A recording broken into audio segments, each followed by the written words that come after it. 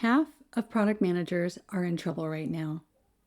Not because they're bad at their jobs, because they're good at a job that's disappearing. I've watched this happen twice before. Once in the mid-90s with the web, and then once again with mobile. Both times, the PMs who leaned in came out as the architects of a new era. The ones who waited got left behind. We're in the third wave right now, and the split this time is sharper than anything I've seen. In the next few minutes, I'll show you exactly where the line falls, and why, if you're on the other side of it, this might be the best moment in your career. Here's what you're going to get from this video. A clear picture of which PM archetype is actually at risk, which one is about to have the time of their life, and what you can do this week to make sure you're moving in the right direction. I've been in product for over 20 years. I was the first software PM hire at Sonos, went through every phase of the company's growth, and I now coach and advise product leaders navigating exactly this kind of shift. I've seen this pattern before. The framework I'm going to walk you through is grounded in what actually happened in the last two waves, not speculation. So let's get into it. The first time I felt this, it was 1995. I was working at a publishing company and we were trying to figure out if we should have a website. I was one of the more tech-curious people there, so I got pulled onto the team. I taught myself HTML. I built our first site to showcase our books. I'm a liberal arts major, not a developer. But even I could do this, and more importantly, I loved doing it. I loved making something with my hands and thinking directly about what would be useful to the people who visited our site. That was wave one, the web. Wave two was mobile. When smartphones changed everything, it wasn't just a new screen size. It was a complete rethinking of how products get built and used. How you prioritize, what good looks like. The constraints forced clarity. The PMs who dove in early became the architects of an entirely new era of product thinking. And we're in wave three right now, and I'll be direct, it feels very similar. The technology is different, the tools are different, but the underlying shift is identical. Building is getting faster and cheaper. The cost of testing an idea is dropping towards zero. The skill that actually matters, judgment, the ability to know what to build and why it's worth building, is suddenly the most valuable thing in the room. But not everyone is positioned to take advantage of that, which brings me to the split.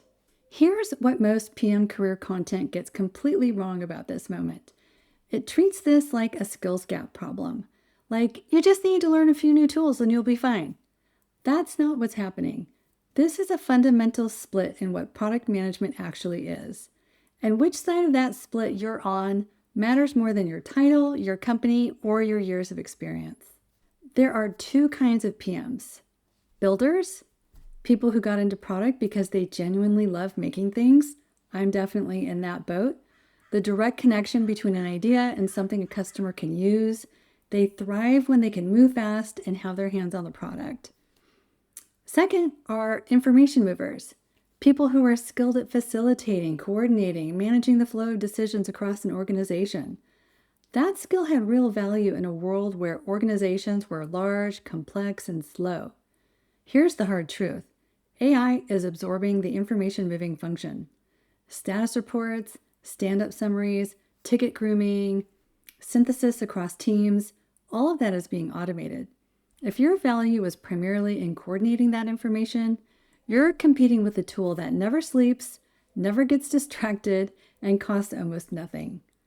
But if your value is judgment, knowing what to build, recognizing when a product decision is right or wrong, connecting customer insights to business outcomes, that can't be automated quite the same way. It becomes more valuable as the volume of things being built increases.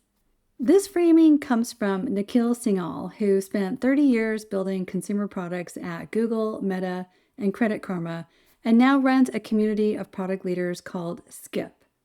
His thesis is the next 2 years will see massive shedding and then massive rehiring. The people hired back will be AI-first builders. I believe that, and I want to show you why, based on something that happened to me directly. I was interviewed for a podcast during my time at Sonos. I said something that apparently raised some eyebrows. I said I was happiest when I was locked in a room with a designer and an engineer prototyping something new. Small team, moving fast, breaking things, building things.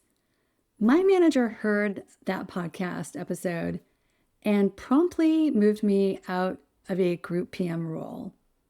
She decided my talents were better suited as an individual contributor.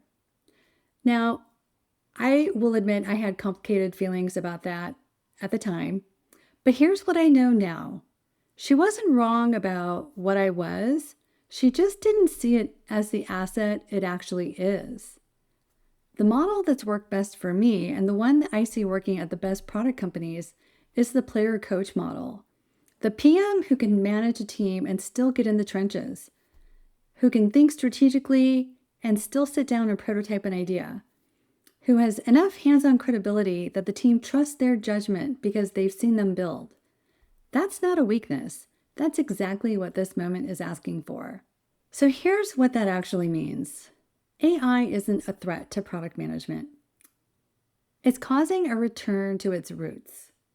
At its best, product management was never about managing process. It was about understanding customer needs, placing smart bets, and shipping things that create real value. We drifted from that during the hypergrowth years when organizations got complex and PMs became the connective tissue between large teams. That era is officially over. We're getting back to building. There has never been a better time to be in this field. The tools we now have are extraordinary. You don't have to be an engineer to prototype and test ideas. You can build an agent to handle something that used to take hours of manual work. You can ship something in a weekend that would have taken a quarter 2 years ago. For the PMs who've always had strong judgment but felt constrained by slow processes and organizational drag, those constraints are lifting, and I am here for it. The loop I opened at the start, which half of PMs is in trouble and which half is about to thrive? The ones in trouble are the ones whose primary value is process coordination. The ones about to thrive are the ones who love the craft of building and have the judgment to know what's worth building. The shift from fear to confidence happens in a single moment, not through a course, not through a credential, through the experience of building something and feeling the satisfaction of it.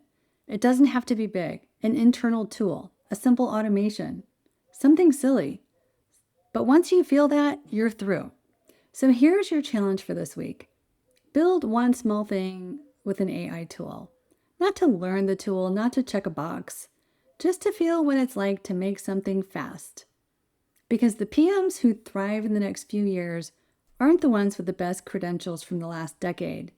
They're the ones who are curious, love the craft, and are willing to lean into this.